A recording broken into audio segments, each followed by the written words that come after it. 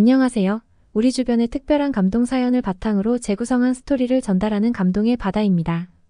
구독과 좋아요, 알림 설정은 영상 제작에 큰 힘이 됩니다. 끝까지 시청 부탁드립니다. 그럼 오늘의 사연 시작합니다. 관광객으로 북적이는 서울 강남의 한 거리, 벌써 저녁때가 다 되었습니다. 오늘 이야기의 주인공인 줄리아 씨도 식사를 하기 위해 딸과 함께 식당으로 들어갔는데요. 줄리아 씨가 30년 전 즐겨 먹던 음식인 돈가스로 메뉴를 정했습니다. 딸과 함께 들어간 돈가스집 주문을 하려고 자리에 앉은 줄리아 씨는 문득 고개를 들어 앞을 보았다가 화들짝 놀라고 맙니다. 어떻게 당신이라고 깜짝 놀라면서 당황하는데요. 과연 줄리아 씨에겐 어떤 일이 생긴 걸까요? 안녕하세요. 저는 이탈리아에 사는 줄리아라고 합니다. 제 나이도 벌써 60이 넘었네요. 이 정도 나이가 되면 다들 다 성장한 딸이나 아들 데리고 있잖아요. 저도 그렇습니다. 사랑스러운 제 딸 수잔을 혼자서 열심히 키워냈습니다. 남편은 뭐 했냐고요? 저에게는 남편이 없습니다. 저는 미혼모이거든요. 이러한 사정을 설명하기 위해서는 30여 년 전을 되짚어봐야 합니다. 당시 저는 28살이었습니다. 젊은 시절 저는 기자로 근무했었습니다. 아시아 국가에 파견을 나가게 됐었는데 그때 제가 갔던 나라가 바로 한국이었죠. 그때 제가 취재했던 것은 한국의 경제 상황과 사회 분위기 등이었습니다. 당시 거품이 꺼져가던 일본과 비교해서 특집 기사를 내기로 했었거든요. 저는 먼저 일본에 갔다가 한국으로 가는 일정을 계획했습니다. 각 나라마다 장기로 몇 달씩 머무르는 일정이었고 일본에서 2달 정도 지내고 바로 한국으로 떠났습니다. 한국도 똑같이 2달을 잡았어요. 일본에서도 그랬지만 한국에서도 마찬가지로 2기관의 협조 요청을 보내둔 상태였습니다. 원활한 취재를 위해서요. 사정상 정확한 기관명은 밝히지 않도록 할게요. 기관 사무실로 가는 길에도 저는 열심히 서울의 길거리를 렌즈 안에 담았습니다. 당시 최고로 비싼 카메라 시리즈 중 하나였습니다. 지금은 한국의 치안이 월드 클래스라고 하지만 옛날에는 좀 덜했던 것 같아요. 어린아이를 몰래 데려가 버리는 어른들도 있었고 길가에 소매치기나 돈을 달라고 구걸하는 사람들도 있었습니다. 있는 정도가 아니라 많았어요. 그리고 그 소매치기에 제가 당했죠. 한국 돈으로 몇백만 원이나 하던 카메라를 순식간에 빼앗은 남자는 전속력으로 달려 도망쳤고 저는 순간 얼이 빠져서 상황을 파악하느라 그 찰나의 시간이 지나가 버렸습니다. 그리고 정신이 차려지는 대로 달려서 그의 뒤를 쫓았지만 따라가는 게 불가능해 보였죠. 어차피 못 찾겠다 싶어서 생각과 상황을 정리하고 일단 가기로 했던 일터로 발걸음을 돌렸습니다. 카메라는 카메라고 일은 해야 했으니까요. 정해둔 약속 시간이 있는데 너무 늦어서도 안 되잖아요. 가던 길을 돌아가려고 뒤를 돌았는데 누군가 뒤에서 제 어깨를 턱 붙잡더니 뒤를 돌아보니 뜀박질을 했는지 숨을 헐떡거리는 남자가 서 있었습니다. 그가 입을 떼기 전에 살펴보니까 손에 제 카메라를 들고 있는 게 아니겠어요. 저는 이 사람이 소매치기인가 보다 싶어서 그의 뺨을 때렸습니다. 저는 그에게서 카메라를 빼앗아 들고 아무 말도 듣지 않고 그대로 갈 길을 갔어요. 건물 안으로 들어가면서 오만 가지 감정을 가라앉히고 직원들의 안내를 받아 9층에 있는 비어있는 회의실로 올라갔어요. 아직 안 온 사람들이 있다고는 했지만 일단 회의를 시작했죠. 기관에 있는 사람들은 대부분이 모두 영어가 가능해서 소통이 원활했습니다. 잠시 후 사람들이 한두 명씩 들어오면서 자리를 채웠습니다. 그리고 아니나 다를까 길에서 제가 뺨을 때렸던 남자가 들어오는 거예요. 저는 기관에서 일하는 남자가 소매치기일 리는 없을 텐데라는 생각이 떠오름과 동시에 얼굴이 화끈거리는 기분이었습니다. 제게 뺨을 맞은 남자는 소매치기가 아니라 제 카메라를 찾아준 아주 고마운 사람이었던 거죠. 회의 후 저는 그를 찾아갔습니다. 너무 미안해서 제가 마시려고 사뒀던 캔커피를 그에게 주었죠.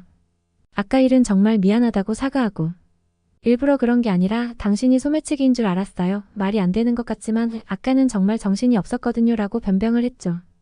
카메라를 찾아주고 저한테 뺨까지 맞은 데에 대한 배상을 해주겠다고 했는데 그는 됐다고 하더라고요. 기분 나빠하는 기색도 없이 그냥 세상 순박하게 웃더군요. 그때 이런저런 일로 스트레스가 이만저만이 아니었는데 그런 스트레스들이 사르르 녹아내리는 것 같았죠.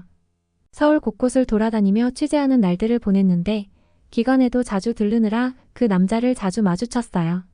그의 이름은 이민호였습니다. 굳이 기관에 방문할 필요가 없는 날에도 가고 그랬던 건 그 남자를 만나기 위해서였어요. 점점 더 그가 좋아졌습니다. 결국 저희 둘은 사랑에 빠졌고 깊은 사이로 거듭날 기미를 보이고 있었죠.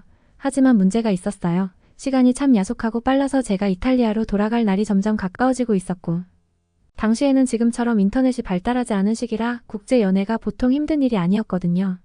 하지만 그런 걸 다 차치하고서라도 이 남자를 사랑했습니다. 일단은 이탈리아로 가지만 그 남자와 함께하기 위해 이탈리아에서의 일을 정리한 다음 한국으로 오겠다는 약속도 했죠. 이탈리아로 돌아갈 날을 2주 못되게 남겨두었던 어느 날 생각지도 못한 상황이 발생했습니다. 그 남자가 없어져 버린 거예요. 몸이 아파서 결근인가 싶었는데 그 다음 날도 그리고 또 그 다음 날도 그 남자를 만날 수 없었어요. 직원들에게 물어봐도 연락도 안 된다고 하고 그야말로 연기처럼 사라져버린 것이었습니다. 그런 가운데 시간은 속절없이 흘러서 제가 돌아갈 날이 다가왔습니다.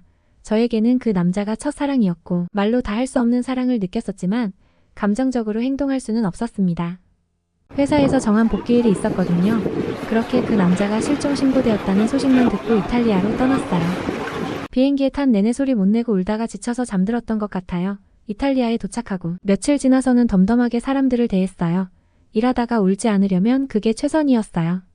시간이 약이라고 하지만 몇 달이 지나도 견디기 힘들었습니다. 너무 사랑했던 추억 때문이었겠죠.